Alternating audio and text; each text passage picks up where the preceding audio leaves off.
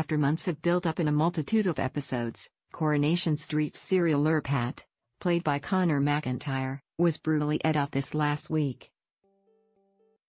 After his wife Eileen, Sue Cleaver, found out about his murders. Eileen was called by her close friend Tim Metcalf, Joe Dudding, who told her to get far away from Pat as quickly as she could. However, Pat arrived mid-conversation and took the phone off of Eileen, allowing him to listen in and hear two of his victims had been found at the mill. Trying to keep her cool for as long as possible, Eileen tried reasoning with the builder, but eventually lost her temper and began threatening to throw his boat keys into the ocean, which led to an intense struggle, causing Pat to fall to his death over the cliff. However, as fans have not seen the villain's body, they aren't convinced that he is dead for good. Bookies have now put odds on whether Pat has actually met his maker or if he will be back to continue wreaking havoc soon. Paddy Power may get odds on at half that the devious delinquent will make a shock return after surviving his fall into the waves.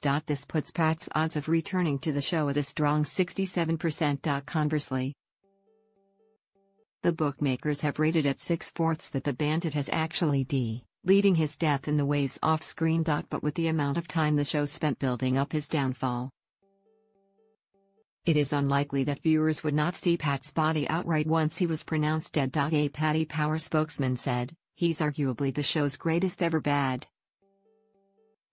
and I reckon the producers won't want to him off just yet. At least, I hope not."